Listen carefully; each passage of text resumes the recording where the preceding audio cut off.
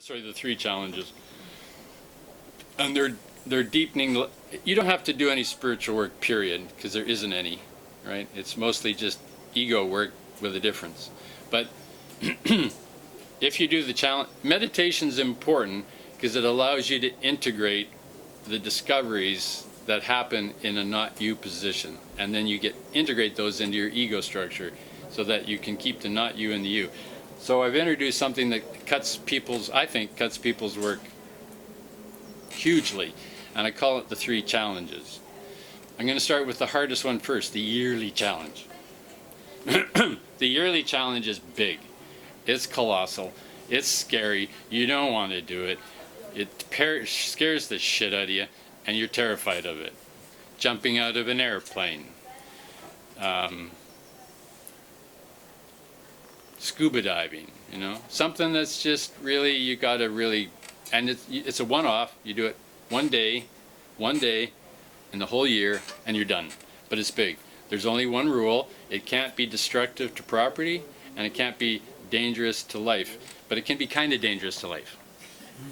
Like jumping out of an airplane is kind of dangerous, but you're probably more likely going to get killed in a car accident than you are jumping out of an airplane. I mean, statistically, right? So that's the yearly challenge. The monthly challenge is something, once a month, one day, is something that you always felt you wanted to do, but you never got around to. Like, I just never got to that. So that's the second hardest challenge. The hardest challenge is the weekly challenge. Now, the weekly challenge is one day, do something you don't normally do. How many people have coffee every morning or every day? So let's say, for argument's sake, that Friday is your challenge day. Okay, Friday, no coffee. Saturday, coffee. Thursday, coffee. Friday, no coffee. And next week, how many people, I don't know, something you do regularly, wash the dishes before you leave the house. Are there the neat freaks? Yeah, okay. So one day a week, one Friday, you don't wash the dishes. And if you're one of those people who never washes the dishes, that's your challenge. Yeah. So Friday you wash the dishes. Right? The purpose of this is the weekly challenges are tied right to your habits, and your habits are the firmest definition of who you are. Marriages break up not because it turns out your husband is a transsexual alien from Mars. It's because he leaves his dirty socks in the living room. Right? What kills relationships is habitual tendencies, not usually the big issues. Right? I've been told that the number one cause of divorce is how to raise the kids and money. Right? And those are habits of the life. So the weekly habit is something that you don't normally do one day a week, and every week something different. Does that make sense? Now, if you had a particular hard time with the coffee, you can come back to it in a few months, but don't keep repeating the same. We don't want to turn the liberative power of the challenge into a routine, because as soon as you do that, it's a habit. Which is why Zen masters are always hiding behind things, ready to jump out and smack you. Kind of like what's his face? Who's the Pink Panther? Peter Sellers and Cato, right? Not now, Cato. And gurus. Spiritual teachers are basically Cato. They just jump out at you when you're not looking, and they're irritating and disturbing. But they do bring you into contact quite immediately with what is missed. And that's all a spiritual teacher is really doing, is just kind of putting your attention on what is missed in their own lovely and unfathomable, odd and idiosyncratic ways. So those are called the three challenges. Definitely the hardest one's the weekly one.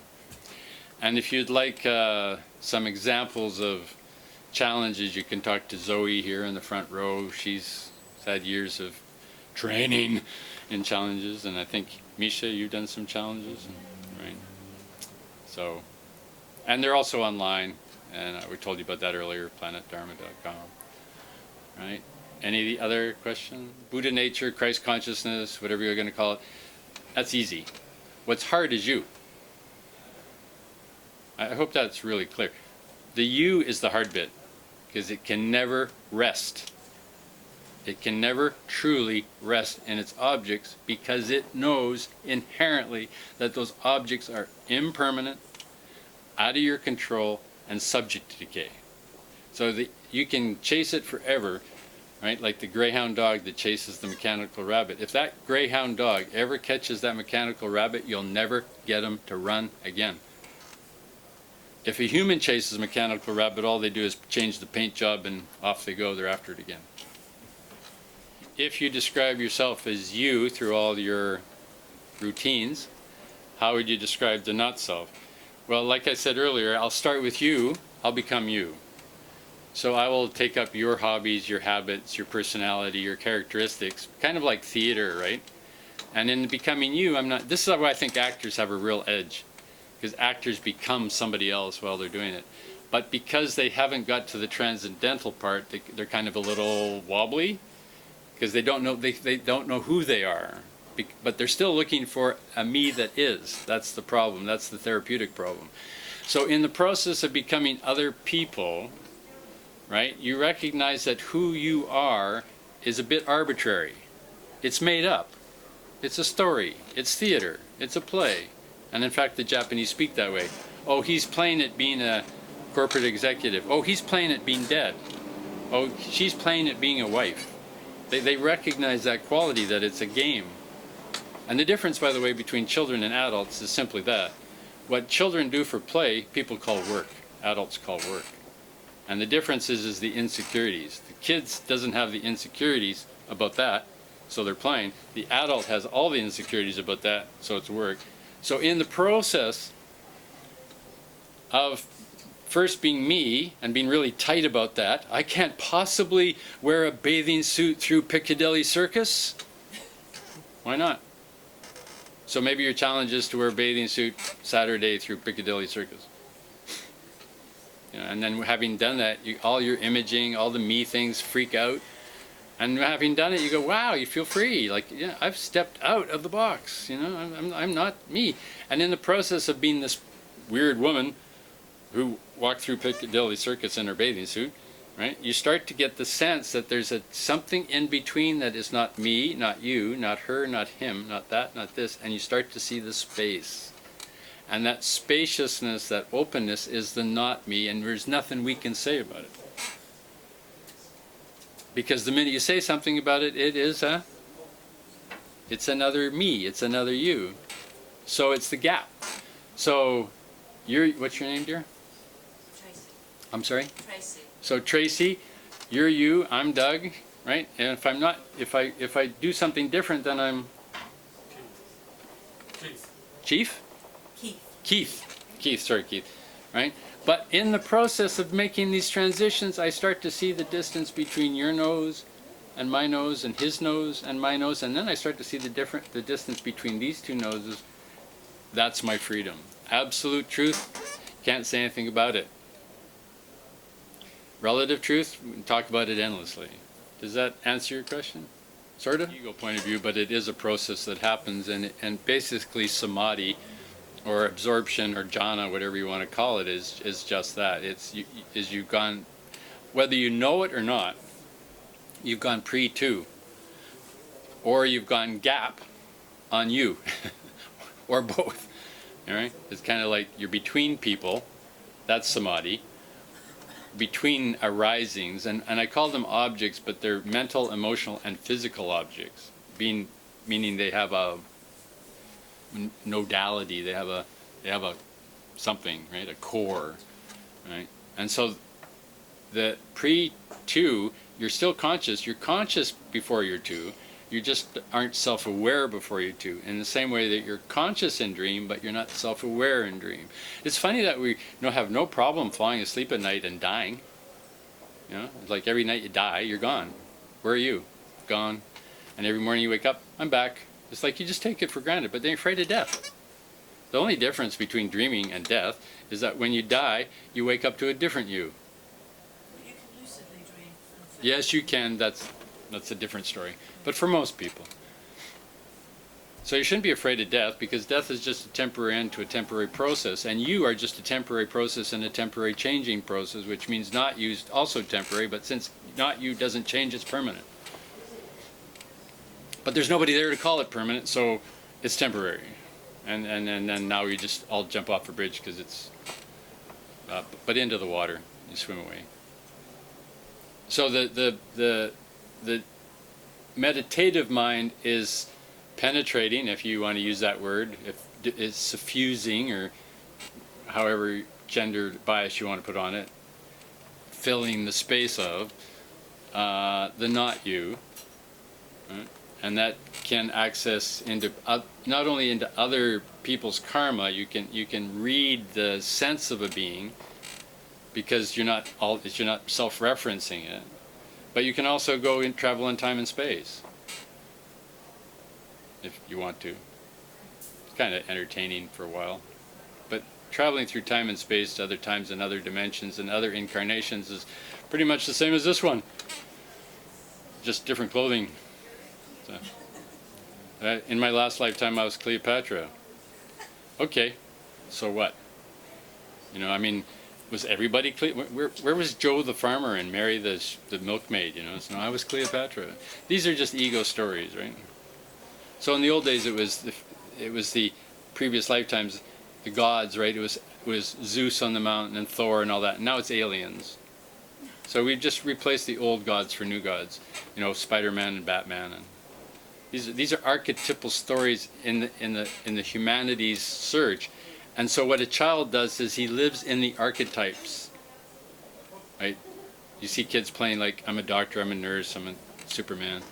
And then as you become responsible for your own economics, you get swallowed up by the me and the habitualization, and you lose your sense of place. So that's another thing you can do to help yourself break free, is go out and play at being somebody tomorrow. So tomorrow I'm going to dress as Angelina Jolie and Laura Croft in the Tomb Raider or something. And of course that's why we have bars and pubs. So we can be goth for a generation, or hippie for a generation. I mean, it's just the same story. Hippie, goth, punk. What are we now? Hipster? Is that where we're at? Difficult. And you're only difficult because you cling to you have a fixed view of yourself. Just make that view flexible. Why not live a little? If I see a bunch of you guys on Piccadilly tomorrow in a bathing suit, I'll... Named it after something else. Well, I'm still going to put you through if you know. So Zoe here asked me in Japan for a challenge, and I said, okay, and Zoe is she's working on her PhD. She's an independent woman, all the right feminist credentials and all that stuff. And I said, okay, we'll go into Hyde Park Corner and get your little box, and stand up and argue that a woman's place is in the home having children, and she shouldn't be in the marketplace. So she took her friend Duncan, Scottish guy, and as she was sitting getting ready to do it, she said, I hate Sensei, that's me.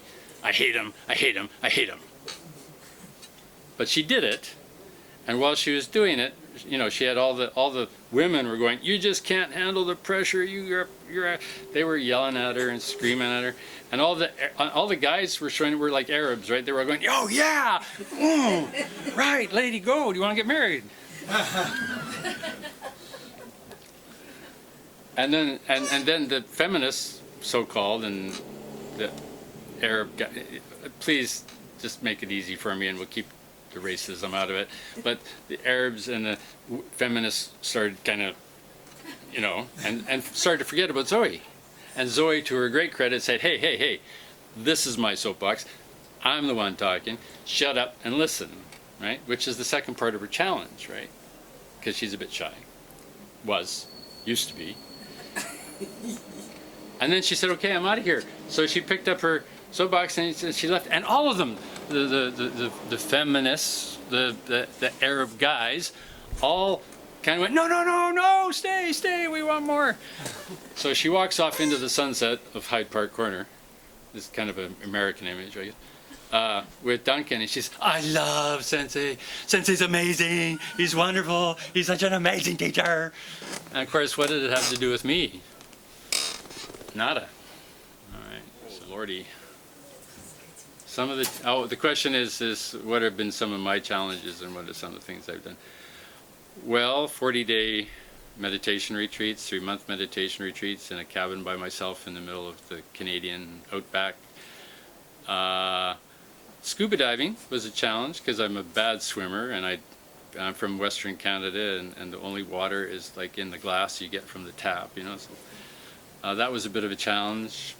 Living overseas in a culture where I don't speak the language and can't read the writing, and so I'm kind of an independent guy. So that was a challenge. And on that note, in our tradition, the teachers don't charge for what they do.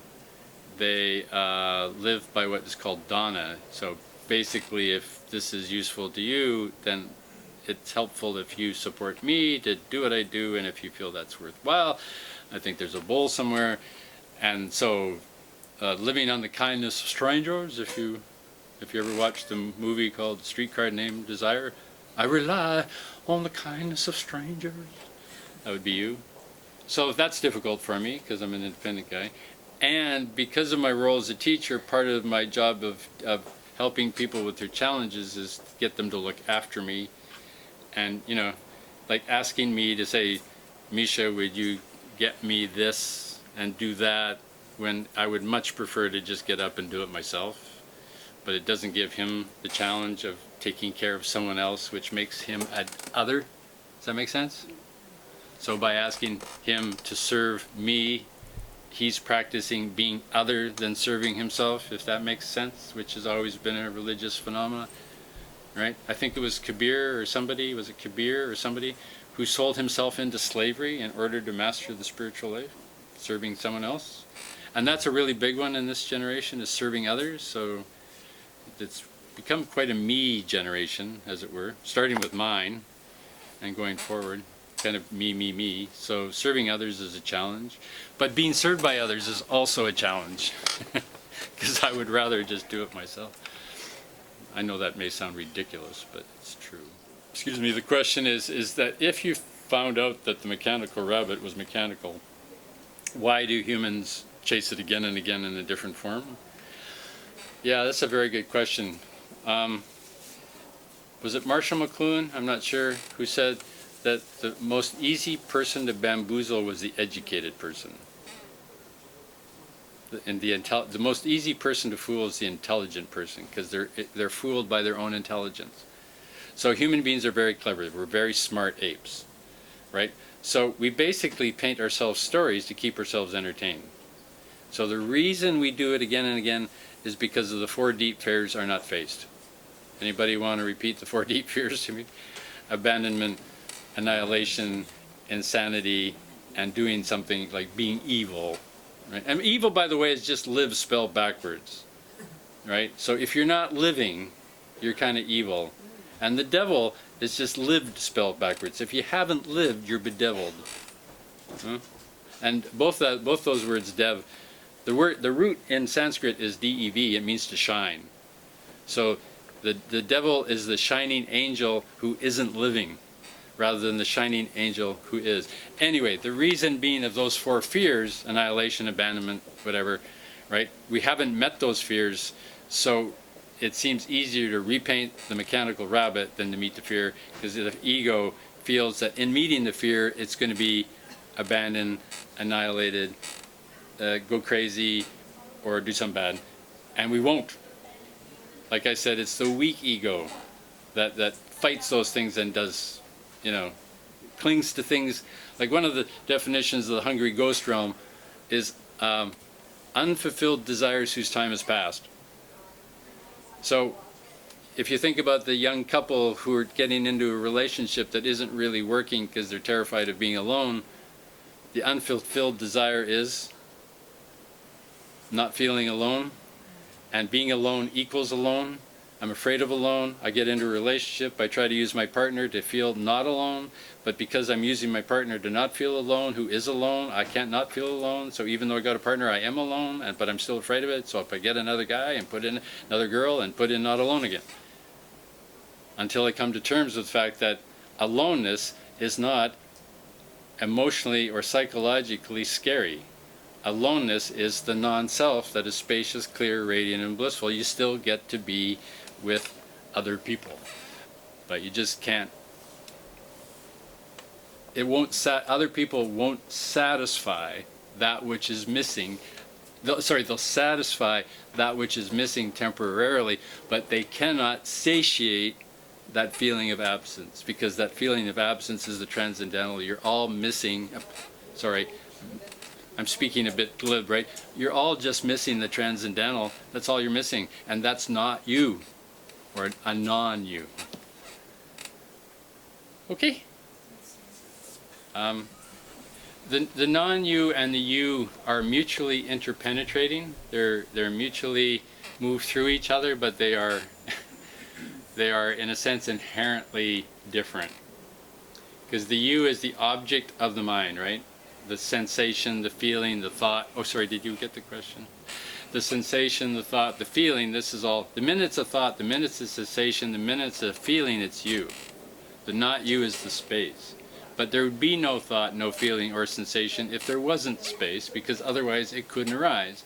But that feeling, thought, and space, that feeling, thought, and sensation doesn't touch the space. So in that sense, you don't bring the not you into the you. The best you can say is that in the seeing of the you, the not you is revealed. And in the scene of the not you, the self the you emerges. So that's the best I can do with that one right now. And the second part is that, yes, it's good to meditate alone, because that helps you come to terms with those 4 root fears. And then it's also good to meditate with others, because when you're meditating with others, you start to pick up the vibrational energies of maybe the beautiful woman catches your attention, or maybe the handsome guy catches your attention, right? And so now you have to process information with other that you don't process alone. In other words, the relationship aspect. So the major path for the solitary meditator coming to terms with self is solitary meditation. The meditation for working with others and being with others in community is called karma yoga, right? And you do it through the operation of the community, right? To learn how to do the issues with each other and still keep the you integritas. Is that a word? And also positive, wholesome relationships with the other not you. And to do that, that practice is called karma yoga. You do it in community, and you do it through your work, and you learn how to be not you, not you, not you in that circumstance. Does that help? Well, the transcendental is always silent, and the you is always noisy. So the relationship again is that space, non-space. Objects are noisy, space is silent. So inside you, there's a place that is absolutely silent, right? And then inside you, there's a whole lot of noise going on. And that's fantastic, enjoy it.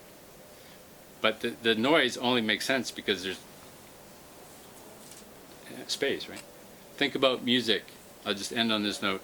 Music only makes sense because of the silence.